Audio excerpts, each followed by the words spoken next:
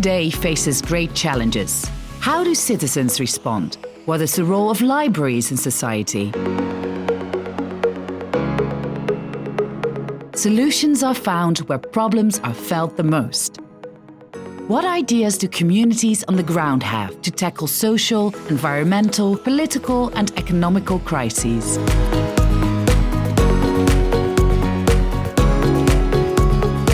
The Europe Challenge invites libraries and communities to work on solutions for local challenges that are shared in different places across Europe. Hear how you can join the next Europe Challenge as a community and as a library.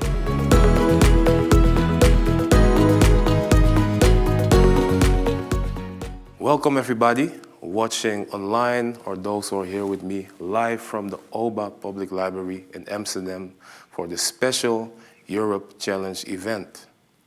My name is Mitchell Esajas and I will be your host for this special event. This event is part of the May 9th annual Europe Day celebration, and we will learn what that entails later in this program. This Europe Challenge is a very interesting opportunity for public libraries and communities to come together through a year-long program of actions and activities in which they can learn and actually build together on solutions and activities to deal with these challenges. So we have a very special program for you today. You're joining us online. Some people will join us live here in Amsterdam. We'll show 7 of the initiatives which were part of the first Europe Challenge. We'll watch the videos and together with some special guests, we will reflect on the solutions that they thought about, their experiences and their lessons learned. Because from each country, from each public library, we can gain inspiration for the very next Europe Challenge. Because indeed, today we are launching the new Europe Challenge. The Europe Challenge is an initiative of the European Cultural Foundation in collaboration with Democratic Society, Public Library 2030 and OBA Amsterdam. Joining us next is Andre Wilkins, Director of the European Cultural Foundation.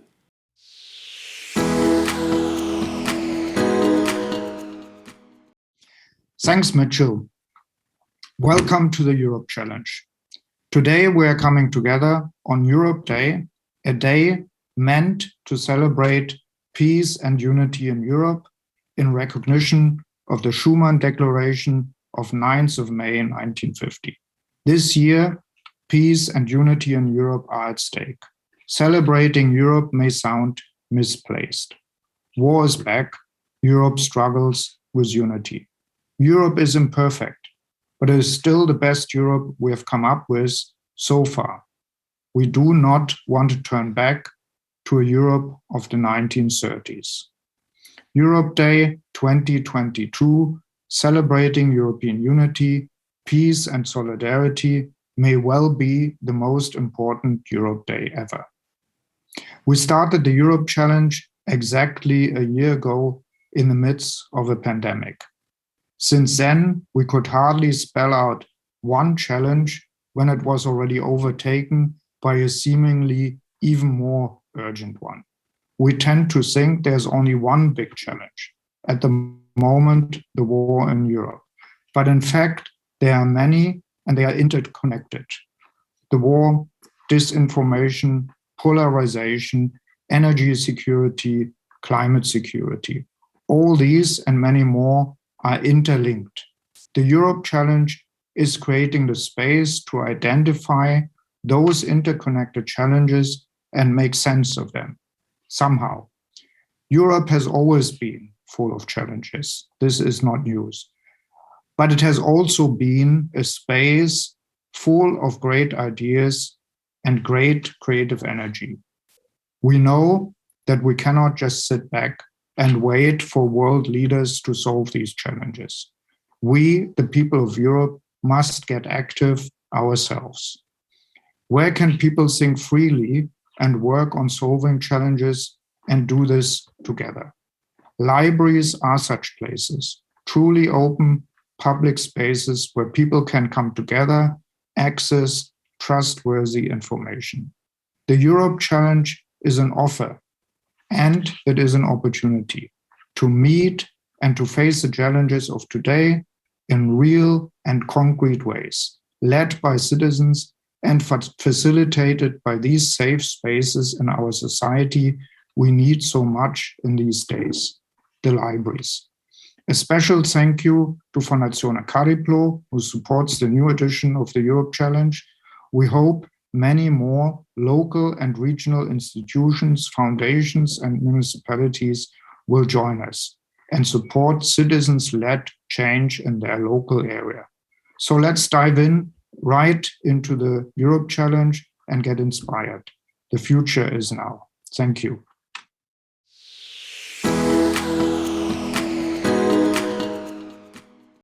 Joining me today are Martin Berendse.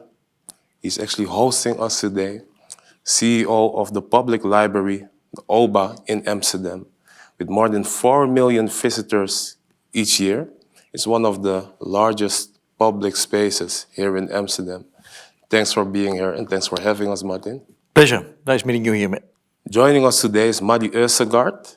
She is overseeing the Aarhus Public Libraries, which is a public library in Aarhus, Denmark.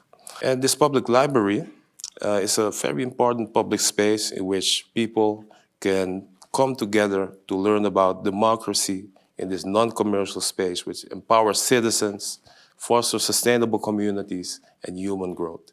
Very happy to have you here, Marie. Hi, very nice to be here and nice to meet you guys. Thank you for hosting this. We'll start with watching 2 videos about 2 projects that libraries in Aarhus, Denmark, and in Berlin, Germany did. In Aarhus, the public library developed a very interesting project with people without homes, thinking about how the library could be made more accessible to these people. In Berlin, the public library developed a very interesting project as well, in thinking about how to queer the library together with people from the LGBTQ+ community. Let's have a look at the video and then we'll engage in the conversation about it.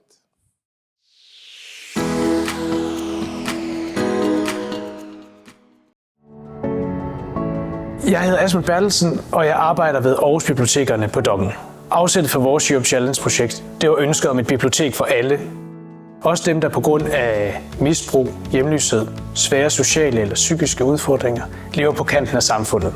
Det vi gjorde for at komme videre og i gang med projektet, det var at række ud til værestedet i Jægergårdsgade. Vi valgte at arbejde sammen med værestedet, fordi at DOKK'en og værestedet næsten er naboer på havnen i Aarhus. Det tager kun 10 minutter at gå fra værestedet til DOKK'en. Værestedet er indgået samarbejde med biblioteket, fordi at det er jo en gave, vi ikke kunne sige nej til, da biblioteket henvendte sig til os faktisk jo. Værestedet er, som navnet siger, et sted, hvor man kan få lov at være. Det vil sige, at vi er ikke et behandlingssted eller et misbrugscenter eller andet. Vi er et sted, hvor byens sociale udsatte, og det vil sige misbrugere og hjemløse og andre, kan komme og få en pause for deres hektiske liv. Vi forsøger så at etablere kontakt til det etablerede samfund på deres vegne, hjælpe dem ligesom tilbage på sporet igen. Vi kan også se, at brugere fra værestedet, de kommer på DOKK'en. De læser aviser eller magasiner eller bruger de offentlige computere. Samtidig så kan vi også se, at de meget sjældent deltager i vores mange kultur- og samfundsarrangementer. Det vil vi sammen med værestedet meget gerne lave om på. Så derfor så satte vi os ned sammen med medarbejdere og brugere fra værestedet, lyttede og fandt ud af, hvordan kan vi gøre noget ved det her. Jeg hedder Annette Andersen, og jeg er socialbibliotekar på DOKK'en. Ja, og jeg hedder Sara Bittebælle. Jeg arbejder også på DOKK'en på Hovedbiblioteket, blandt andet med det her samarbejde med værestedet under Europe Challenge. Vi har jo blandt andet et skriveværksted, som er startet på værestedet, men som er flyttet ned på DOKK'en. Og det betyder, at der kommer forskellige typer brugere nu. Alle mulige forskellige mennesker møder hinanden i det her skriveværksted, i stedet for at det kun er nede på det her sted for udsatte og sårbare mennesker. Det er vi rigtig glade for. Og så har vi jo lavet forskellige andre ting sammen, Annette og jeg, siden hun blev min kollega som socialbibliotekar. Ja, vi har haft lavet en fælles tur til bogudsalg på DOKK'en, og så har vi lavet noget juleklip her i december. Og så har vi indrettet et lille boghjørne, eller er ved at indrette et lille boghjørne på værkstedet. Og vi har været ude og købe en masse bøger.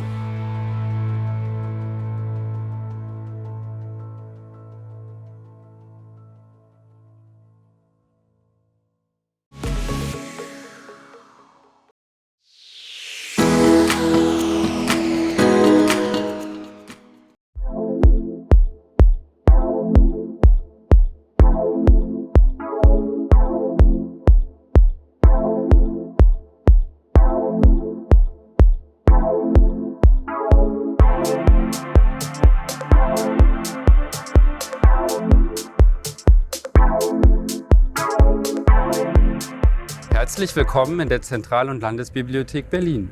Ich bin Tim Leik und betreue im Programmbereich ganz verschiedene Veranstaltungsformate. Darunter auch mit meiner Kollegin Debbie Wallas die Europe Challenge.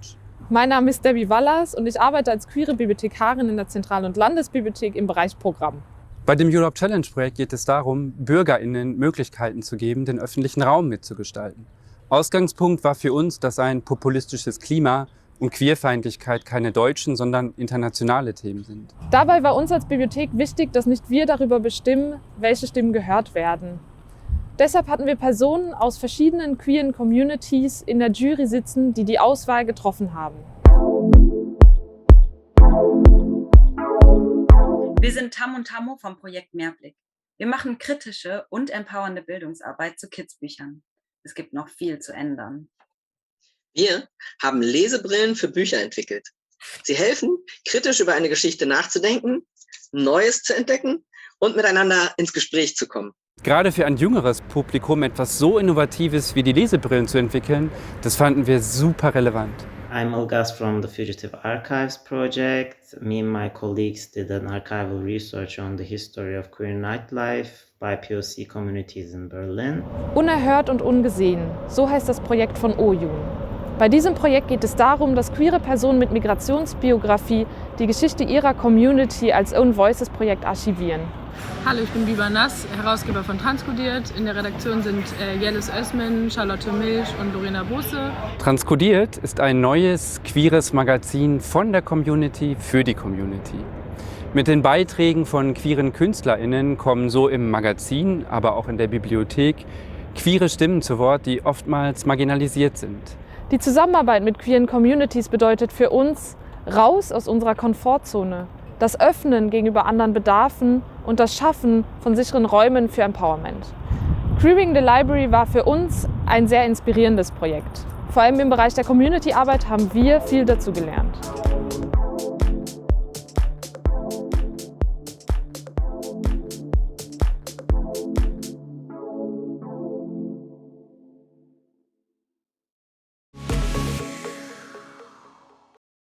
Very interesting and beautiful insights. And why is it so important to cooperate and think about these challenges within the context of Europe? Well, for us, it's super important. A lot of the stuff that we learn from is cooperating with others. And we have so many joint challenges in Europe. So to have a network where we can co-create also across the libraries and co-challenge each other is really important. Also, what we see is that the people that we're working with, for them, it's also both something to be proud of, but also something that evokes their curiosity, is that we actually work together across countries to deal with some of the issues that we know are there everywhere. And when we're talking about democracy, which is the Europe Challenge is very much focusing on, and something that we find is one of the most important challenges that we can face and we can deal with, then in order to strengthen democracy across Europe, we really do need to work together. So it comes together in so many different important ways for us. Thank you, Marie. Martin, any thoughts? Look, the funny thing about Europe is that it's nearby and far away in the same time. What we always realize is that when we're visiting or looking to projects of other European libraries, we recognize 70-80% of the background of what's happening there. Mm-hmm. But the other 20 or 30%, let's give an example. We just with an Amsterdam team visited Aarhus. And when you see them working, you say, well, a lot is like the situation here, but there are also very interesting differences, and it's in small details, but it's also in very important issues, and it helps a lot to rethink everything you're doing in your own city and in your own context. So let's say the permanent confrontation, and that's what this European challenge is about, the permanent confrontation with other contexts and just to compare what's similar and what's different is really helpful to rethink again and again what you're doing yourself. So this in context and out of context is really important, I think.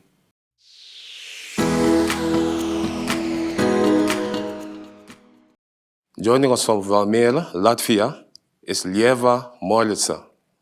She will share some inspiring thoughts on the importance of creating and engaging in inclusive public spaces. Ieva will give a short keynote speech about the importance of this work. Good afternoon, dear friends. Greetings from Latvia. How can we meet, live together and work in Europe of today? This question asked by the European Cultural Foundation has never been more relevant. The values and principles that generations of people since the Second World War have held dear, peace, freedom, democracy, and rule of law as the basis for living together, are currently attacked by the Putin's war on Ukraine. Ukrainians are fighting to defend these values and their country. What can we do to protect these values? First, Ukrainians need our support and solidarity, humanitarian and practical assistance. They also need a clear signal from us, fellow Europeans, that Ukraine belongs to Europe. A small but symbolic step in this regard. Today, we will plant the Ukrainian symbol sunflowers in various places in Latvia to show our support for Ukraine's statehood and integration in the European Union. But we also must protect democracies in our countries. Democracy is not only a set of laws and institutions, but democracy is also a way of life and a culture. The ability to think and to speak openly, to exchange diverse views, to question, to access information and knowledge, to work together with others for the common good, be curious, learn, experiment, create, fail, get up and experiment again. This is the essence of democracy. This is the essence of free spirits and souls. Nothing symbolizes democracy more than a library. As we can see from the 7 libraries in Europe Challenge, libraries serve as inclusive public spaces where people can meet, discuss, work together to turn their ideas into actions for the common good. In other words, libraries are microcosms of living, breathing democracy. I strongly believe that our actions define our future. And by carrying on our work, we cast a vote for Europe we all want to live in. Democratic, inclusive, and caring. Thank you, Ieva. Beautiful speech, beautiful mini keynote, very inspiring. Let's continue being inspired with solutions of which we can learn from communities in shaping the public spaces for our own well-being. We will have a look at the video about the work of the public library in Valmiera, Latvia. They managed to create an inclusive public space through community involvement and participatory decision-making. Let's watch the video.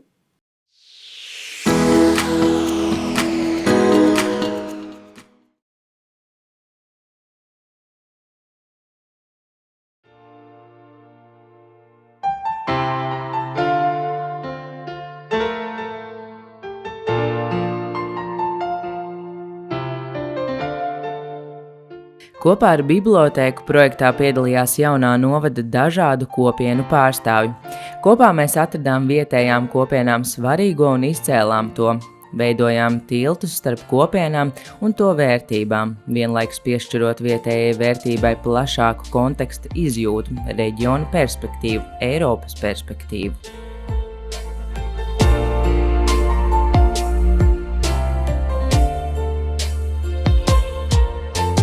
Galvenais iegūms bija kontakti un jaunas sadarbības iespējas un partneri. Šie kontakti bija ļoti nepieciešami cilvēkiem. Un kā es nopratu un sajūtu to projektu noslēgumā, ka cilvēki ir noilgojušies pēc saziņas, pēc kopīgām sarunām un pēc kopīga darba. Pašiem vairāk izzināt un iesaistīt vietējos ļaudis.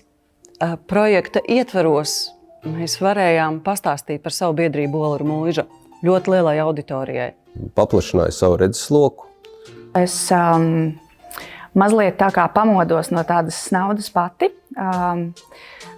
samobilizējos, man vajadzēja pārdomāt par šīm projektu tēmām, kuras mēs pacēlām. Šie koncerti bija kā terapija cilvēkiem, kas augsta pēc sabiedrības. Es domāju, tas bija lepnums par saviem novadniekiem un piederības sajūta. Iepazīties ar jauniem cilvēkiem un apmainīties ar pieredzēm. Tā bija iespēja satikt gara radiniekus. Ir paplašinājies mans redzesloks, un man ir izdevies iepazīt cilvēkus, kurus droši vien savās ikdienas gaitās es nebūtu iepazinis. Es domāju, ka cilvēki saņēma iedrošinājumu un impulsu nākamajām iniciatīvām. Publiskā telpa ir paplašinājusies, un es redzu daudz vairāk iespējas tieši savām individuālajām aktivitātēm. Jo vairāk mēs stāstām, jo ieinteresētāki kļūst cilvēki. Bibliotekas ir kļuvušas viegli pieejamas kā cilvēkiem laukos, tā pilsētā, gan attālināti, gan uz vietas. Cilvēki ir nedaudz aktivizējušies. Manī aug spēks no tā, kad es redzu, kad ir ļoti daudz cilvēku, tāda kā es, kas grib kaut ko darīt. Jēgpilnas sarunas, perspektīvas izjūta, komandas darbs, līdzdalības prieks. Veidojam tiltus un vienotību.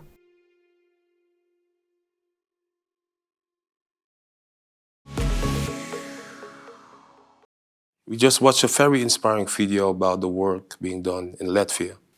Ieva, why is it important for Europe to address these challenges? Right, thank you, Mitchell.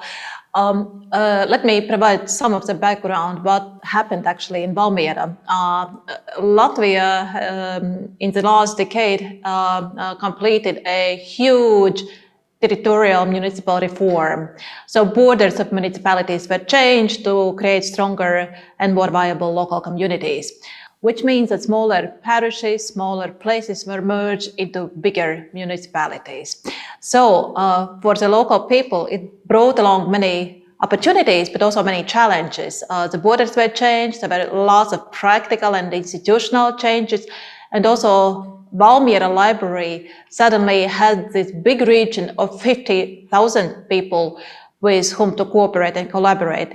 And traditionally, libraries enjoy a high level of trust in Latvian society. So library had this unique opportunity to use this trust and to engage with local people in this very wide community.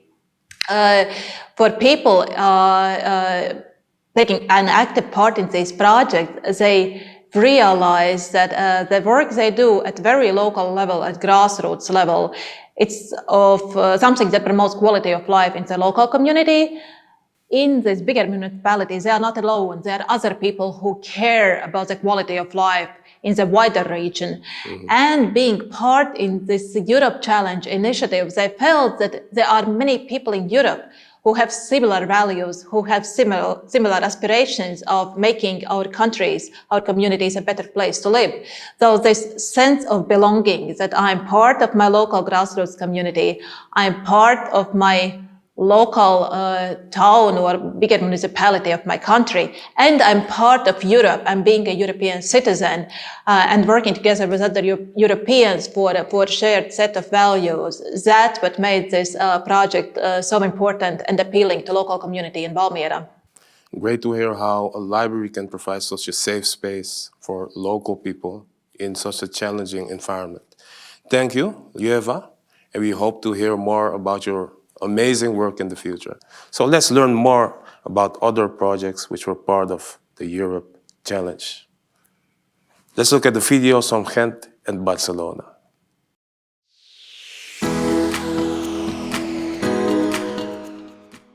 La Biblioteca Jordi Rubió i Balaguer es troba a la ciutat de Sant Boi de Llobregat, un municipi de 83.000 habitants situat a la zona del Montbaix, un paratge d'interès natural a la província de Barcelona. L'equip de la biblioteca és molt estable i comparteix idees i projectes des de l'any 2005, quan aquesta es va inaugurar.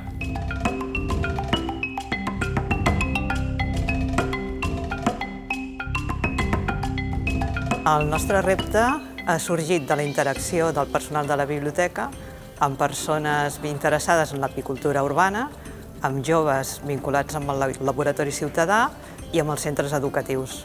S'emmarquen les línies de treball relacionades amb el medi ambient i la salut a la ciutat. Estem canviant el nostre enfocament de treball. Volem passar de pensar serveis i activitats per la comunitat a treballar cooperativament amb la comunitat. Els beneficis més importants serien consolidar el nou model de biblioteca com un espai democràtic, acollidor i obert a tothom, des d'on es faciliti la difusió comunitària del coneixement. Hem après que les biblioteques són molt fortes i, treballant amb la comunitat, encara ho són molt més. L'apicultura urbana o posar abelles a les ciutats, al nostre país encara és una activitat bastant desconeguda, però que en altres ciutats referents d'arreu del món ja fa anys que s'està fent. Aquest projecte és innovador i crec que pot ser replicable a tota la xarxa de biblioteques, alhora que d'aquesta manera aconseguiríem crear corredors verds. Per l'equip de les biblioteques de Sant Boi, aquesta experiència ha estat molt motivadora, perquè hem treballat d'una manera molt diferent. Hem desenvolupat altres característiques de la nostra feina, ens hem relacionat amb altres departaments del nostre ajuntament i, a més, hem après molt de les col·laboracions amb altres biblioteques d'Europa. Des de les biblioteques de Sant Boi volem recomanar aquesta experiència de participar en el projecte europeu a altres biblioteques de tota Europa, ja siguin grans o petites, perquè pensem que és un projecte que aportarà moltes noves experiències i molt coneixement que, a més, podrem compartir en una nova xarxa de biblioteques europees.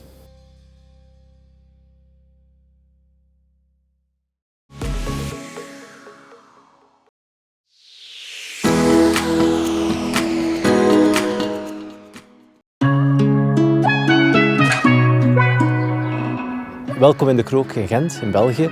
De Krook is een fantastische plek in het hart van de stad, waar een bibliotheek zit, waar onderzoekslabos zitten van de Universiteit Gent, van het onderzoekscentrum IMEC, waar een café is en waar eigenlijk altijd wel iets te beleven valt. Een kleine stad in de stad.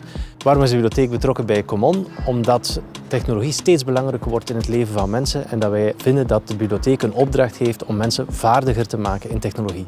Common is een samenwerking, een collectief van technologen, wetenschappers en creatievelingen met eigenlijk één doel: het leven in de stad Gent nog beter maken. Common is een samenwerking van eigenlijk 4 partners. Dat is de stad Gent zelf, de bibliotheek De Krook, Universiteit Gent en onderzoekscentrum IMEC. Bij onze collectie willen wij vooral de blik van mensen verruimen, door de verhalen die in de boeken staan, door de wijsheid van anderen. In de bibliotheek organiseren we verschillende lezingen, cursussen en debatten. Dit doen we met veel partners, in het bijzonder met Avanza. Hiermee willen we diverse Gentse burgers informeren, kennis laten delen of samenwerken aan een betere toekomst. In het bijzonder ook rond het thema van Common. We werken dit jaar rond de uitdaging hoe maken we gezondheidszorg beter verstaanbaar. Verstaanbaarheid, daar zitten verschillende lagen in. Wel, uiteraard komt de dokter, hij brengt wat nieuws. Er zijn verschillende breuken, het zijn complexe breuken, maar op dat moment, je hoort dat, maar dat komt niet echt binnen, omdat je daar eigenlijk niks van kent. De dokter heeft dat heel plastisch en verstaanbaar uitgelegd door te zeggen: kijk meneer, normaal gezien, uw tussenwervels, dat zijn dikke hamburgers. Maar bij u, meneer, zijn dat platte pannenkoeken geworden. Ik vond dat heel duidelijk uitgelegd en verstond onmiddellijk wat het probleem was. We hebben het hier over verstaanbaarheid. Ik vind dat daar 2 woorden bij moeten toegevoegd worden. Dat is vertrouwen en verbinden. Bij Common hebben we samen met Gentenaars oplossingen bedacht om de zorg beter verstaanbaar te maken. En 2 leuke voorbeeldjes daarvan zijn Dolox en Ringly. En Dolox is eigenlijk een slim doosje die patiënten kunnen gebruiken om hun pijn te registreren. En zo wanneer dat zij bij de dokter komen, dat de dokter meteen over de juiste informatie beschikt. Ringly daarentegen is dan weer een spraakrobot die anderstaligen kan helpen om hun afspraak eigenlijk te gaan voor te bereiden bij de dokter. We zijn ook creatief te werk gegaan om die oplossingen vorm te gaan geven in het Common traject.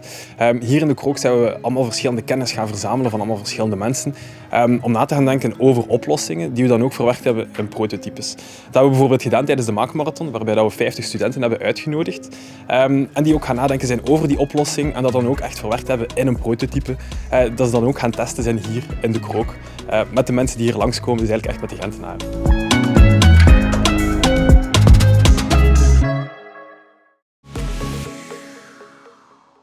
So we just watched 2 more inspiring examples of public libraries who engaged in the Europe Challenge. They dealt with different challenges such as access to digital resources, healthcare, and other important issues that many people across Europe and the world face. Marie, let's start with you. How do you think the work in Barcelona is an example of engaging with different communities? Well, I think what Barcelona is doing is exactly what we all should be doing. Have the library as a starting point for a large community transformation. In this case, it's about climate change and it's about our sustainability in the world.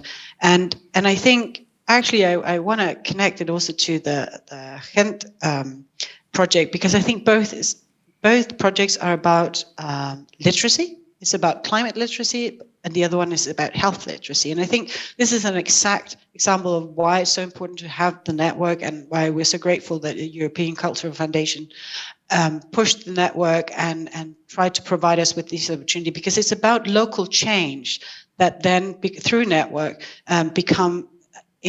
turn into a European impact because of the network, and that can be upscaled so that everybody can use it. And I think that's the power of the network in the Europe Challenge here.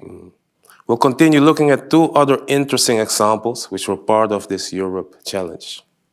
We'll move to Kranja and Amsterdam, 2 public libraries who engage in interesting and inspiring projects around digital inclusion and tech. Let's have a look at the videos.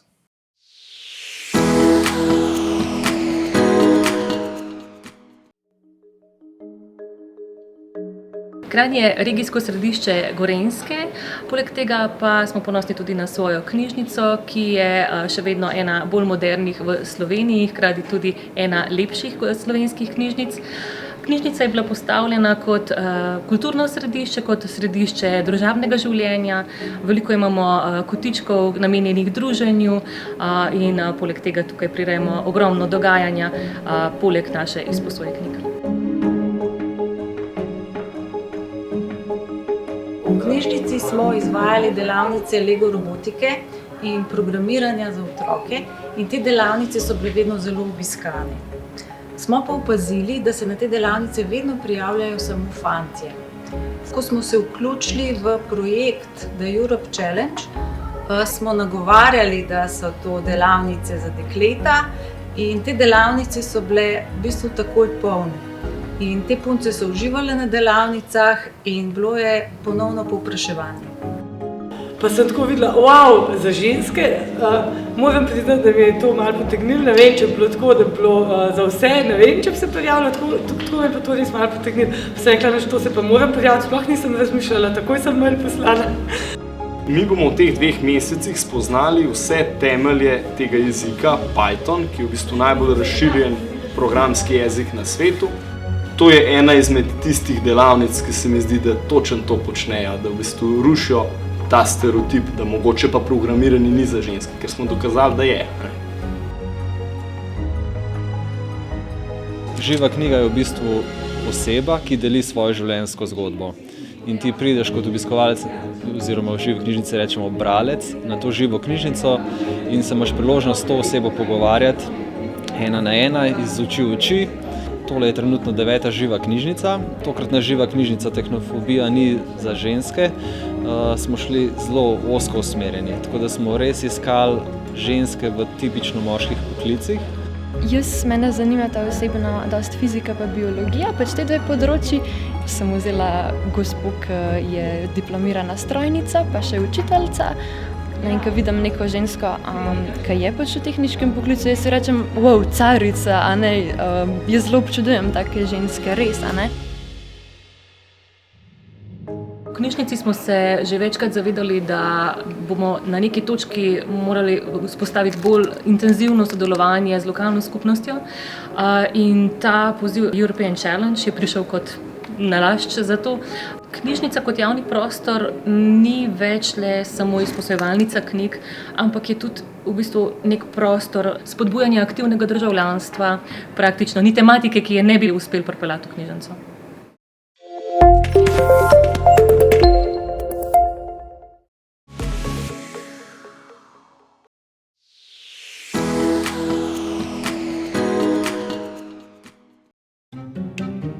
Hey there! We're Studio Vrij and we create VR to bring people together.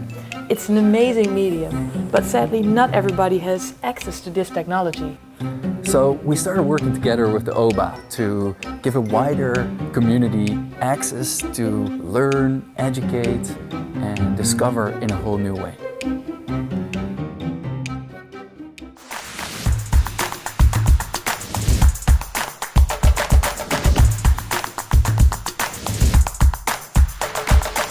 Connected to the VR community because they really wanted to share VR technology with people, you know, other people than only the people that understand VR.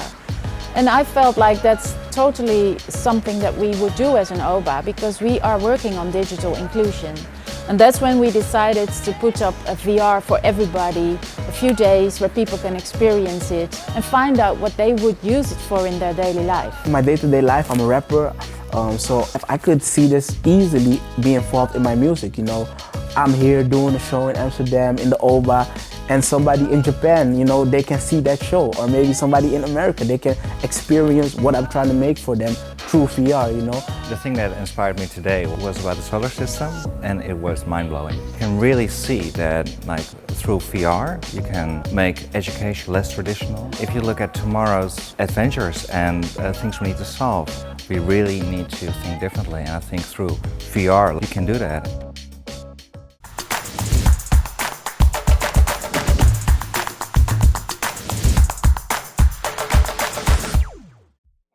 VR doesn't just happen in the OBAs in our wonderful city of Amsterdam, it happens in people's homes. So we visited our community member Mrs. Vosmeer to see how she uses VR in her daily life. I use my VR because I'm very curious about the world.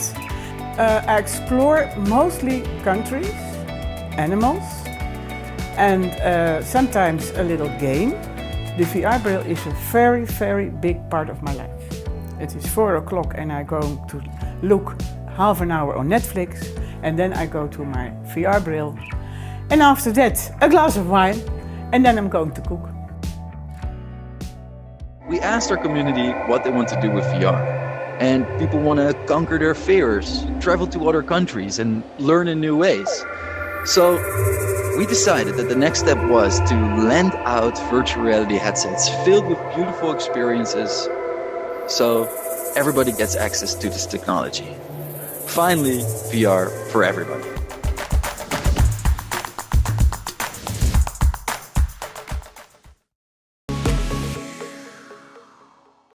VR for everybody. Yeah. Martin, is the future of the library virtual? Well, I'd say a few remarks on this. First of all, I think one of the big challenges for libraries is to move from the business to read and to see about towards experiencing itself. And experiencing itself could be dealing with bees or animals or plants or nature or whatever in real life. Mm-hmm. But I think VR, virtual reality, could be really part of our activities based on experiencing. So a library not only dealing with theory and thoughts about, but really dealing with real experience, I think is very important. So that's first remark. Second remark is technology, all kind of information technology is really important to bring in the library. But the big challenge is, not only a local, but maybe also a European challenge, not to lose yourself in all these technologies, because we are not in the business of innovation of technology. We're in the business of sharing and democratizing these kind of technologies. And that is really the heart, I think, of the challenge. Yes, VR is part of the future of the library, but in a very open and democratic way. And that's a big challenge. And for librarians, for people working in the library, you have to deal with understanding what's going on, bringing it in your programs, and sharing with not only the usual suspects, but all the other 90% non-usual suspects. So big business. Sounds like a big challenge, indeed. It is. Marie, big challenge. We understood that you're also the host of a library network conference. When you listen to these challenges on a European level, especially in relation to digital inclusion, what do you think we can learn from these kinds of projects? Thank you. Yes, it's true. In Aarhus, we host every second year our next library conference. Normally, and who knows what's normal now, but we would have around 40 different countries participating. So it's a really great conference. And one of the things that we see year after year is that what these projects are basically talking about is democracy. It's one of the talking points that we always return to. So when you talk about democracy, we have to talk about participation. And we know that today in our societies, in order to participate, you also need to have data and media literacy. And I think both projects here, and also some of the stuff that we saw earlier, they're very, very important in how we look at what library business is. And I think exactly what Martin was saying, that democratizing knowledge and democratizing access to these different technologies are some of our core businesses. So it's something that we see the library community being very preoccupied with. I'm also the chair of Public Libraries 2030, and Public Libraries 2030 is also have for many years hosted an event about Generation Code and created a network among European libraries on media and data literacy and technology. And I think that's very important because it's something that we learn from each other, and we learn how to explore and co-create with the public through the networks that we're doing. So I was really happy to see this as part of the Europe Challenge as well, because I think it's a very, very key component in what it is that we're dealing with. Thank you, Marie. Thank you, Martin. Multi-generational. Inclusief. Community. Srečevanje sveta. Ontmoeting. Motivatie. Samen.